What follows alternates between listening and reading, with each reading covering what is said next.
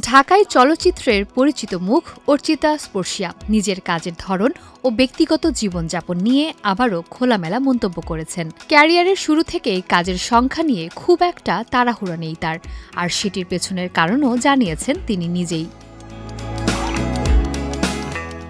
সম্প্রতি এক সাক্ষাৎকারে স্পর্শিয়া বলেন, তিনি ইচ্ছাকৃতভাবেই কম কাজ করেন। কারণ হিসেবে তিনি নিজের স্বভাবের কথাই তুলে ধরেন। অভিনেত্রীর ভাষায়, আমি কম কাজ করি কারণ আমি খুবই অলস। তার এই অকপট স্বীকারোক্তি ইতিমধ্যেই ভক্তদের মধ্যে আলোচনা তৈরি করেছে। তিনি আরও জানান, জীবনে তার খুব বেশি চাহিদা নেই, তাই কাজের চাপ বা প্রতিযোগিতা নিয়ে তিনি চিন্তিত নন। তার ভাষায়, আমার জীবনে খুব একটা ডিমান্ড নেই, আমি খুবই সাধারণ মানুষ। তারকাদের জীবন নিয়ে সাধারণ মানুষের মাঝে যে এক ধরনের ভ্রান্ত ধারণা কাজ করে, সেটিও তুলে ধরেন তিনি। স্পর্শিয়ার মতে, পর্দার বাইরের জীবন অনেকটাই ভিন্ন।